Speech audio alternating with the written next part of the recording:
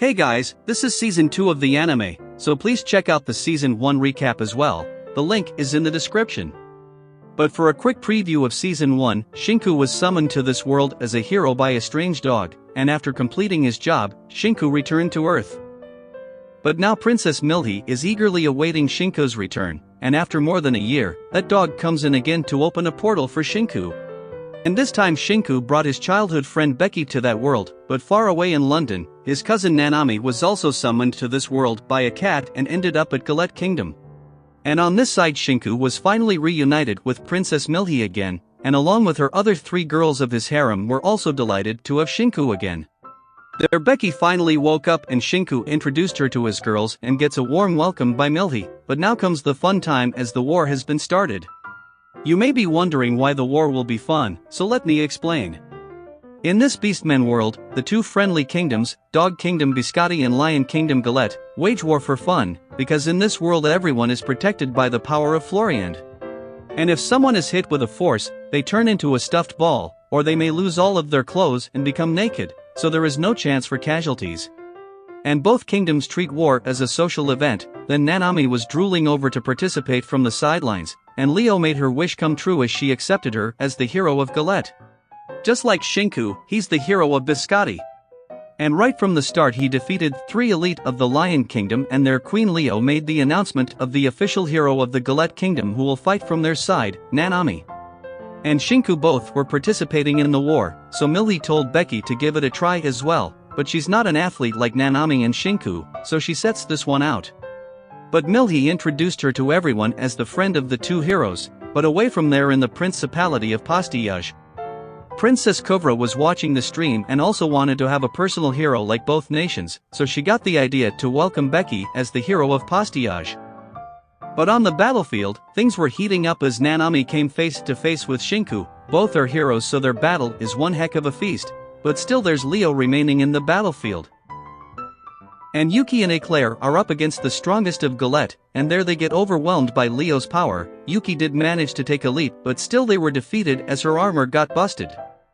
But then on the other side Nanami was enjoying this war to the fullest, and both of them used the power of Seal to win, but their powers were affecting others as well, so to help Shinku, Biscotti got ready for a range attack, and so did Galette for Nanami, but their help just ended up eliminating both Shinku and Nanami. But there comes the uninvited guest.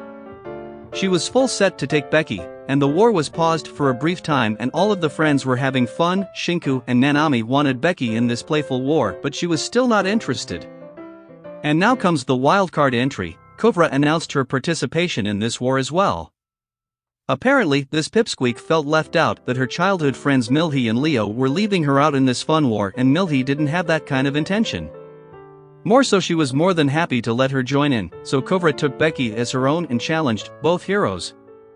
So Shinku and Nanami accepted her challenge and joined hands to win back Becky from her. Kovra dispatched aerial and ground troops, and then the heated battle resumed. But Kovra is at a real disadvantage now that they are going against both of the nation, and also 2 heroes, so Callaway blocked them both. And even pushed them away a bit, but then Shinku showed to Nanami how to concentrate the power of Seal on the hero ring and transform it into a weapon. Shinku has a flying hoverboard.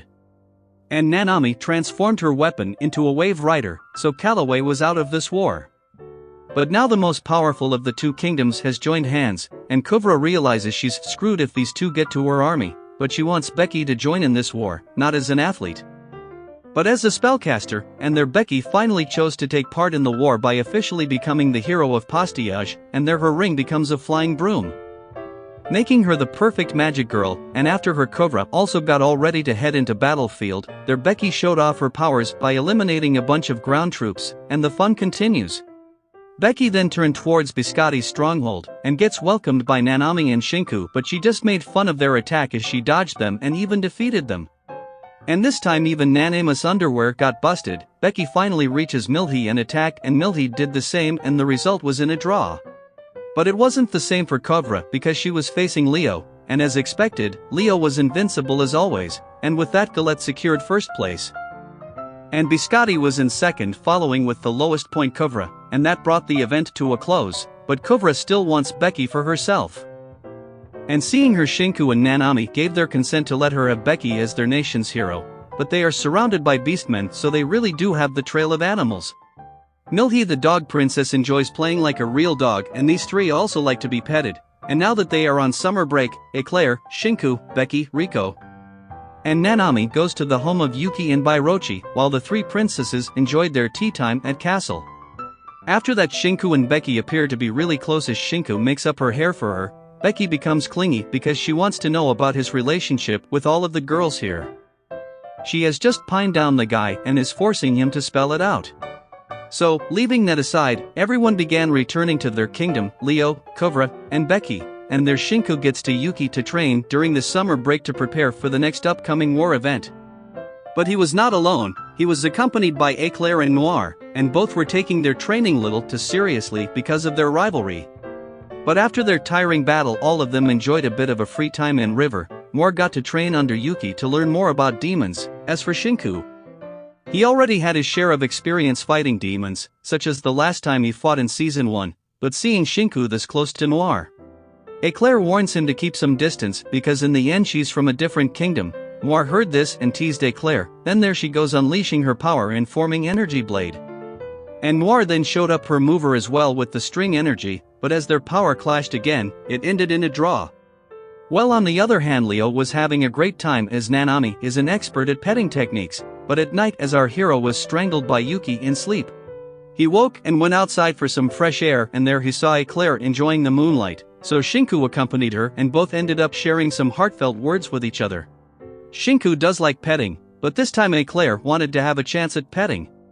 But I think that moment was so wonderful for them that they lost track of time and passed out right outside until Yuki and Noir woke them up.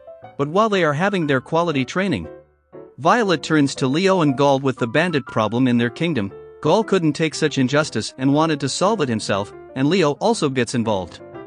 But a royal getting involved in bandits matter is unacceptable, so Violet took the charge as a captain to handle the matter, and then comes Mil and Shinku. So now four of them get to the eastern part of their kingdom in an old Japanese style. They do the digging on the bandits and find out that the thieves are sort of pervert who steal away a lady's kimono. They won't even spare a little girl. So Nanami and the group wanted to catch that bandits, and for that Nanami becomes the bait, and their plan seems to have failed, because they mistook this mysterious guy for the pervert bandit. But at least the guy is capable in combats, so he managed to get away from them, because he knows the real kimono bandit is on the hunt right now. And their Nanami followed him and faced the real kimono bandit. But then as she got into a pitch, the dude saved her and told her to get her friends because their kimono is already taken away. These things are known as rabbit demons that take the form of humans and follow their leader. Then three of the girls found him to help him in this hunt, and just as the boss rabbit showed up, Milty and Leo showed up with the cringed entry and trashed the rabbit themselves, and it turns out the dude's name is Zaisuke and he's Bairochi's brother. More so, he's quite famous as a blacksmith for creating exquisite swords, and then all's well then ends well. But then soon after that, whole gang then gets to the Principality of Pastillage. There in the room, all three princesses discuss their heroes as they all look great because of them. Becky loves to brush Kovra, and Nanami gives a nice massage, while Shinku is a more of a ladies' man as he made up Milty's hair, and the same discussion was going on with our three heroes. Well, then after that was over and Milty and Leo were attending the press for the announcement of the next war. Kovra took this chance and then took Shinku to the memorable place where the first hero had sealed the Demon King, and told him that Kovra, the princess, is the descendant of the hero. And by touching that pillar shows of her identity, apparently only a hero could again unseal the Demon King, and as Shinku touched down nothing happened. So Kovra touched with him and that did the number on the seal, as they really did end up unsealing the Demon King himself. His name's Valeria. He sucked up Shinku and Kovra's life force and fled. But instead of causing destruction or taking innocent lives, Valeria is more interested in girls, and as he was peeping in them, those solider girls became aware of him and tried to shoot him down. But he caught the bullet easily and gave them back as their gift, and more so he got into women's bath while Nanami was there. She used her ring to turn it to a boomerang. And Valeria got confused and took the hit gracefully, and that blast threw him right where Milty and Leo's were, and Shinku got there with Kovra. Now Valeria was cornered, but his power to suck people's life force comes in handy and made everyone weak around him. But then Nanami and Becky and Shinku stopped him in there. And then suddenly the first hero Adelito shows up, and somehow she kept the demon guy under her control, while she was sealed inside that pillar with Valeria. She wanted to return to her seal once more with Valeria, but that thing has become old and rugged, so it got overloaded without maintenance, so they are stuck with them for a while. And Adelito is truly the only one who can keep that perverted demon king under control. So that's it for today, guys. See you in the next part of the recap, but don't forget to subscribe the channel and press the bell icon to get the latest updates of our channel.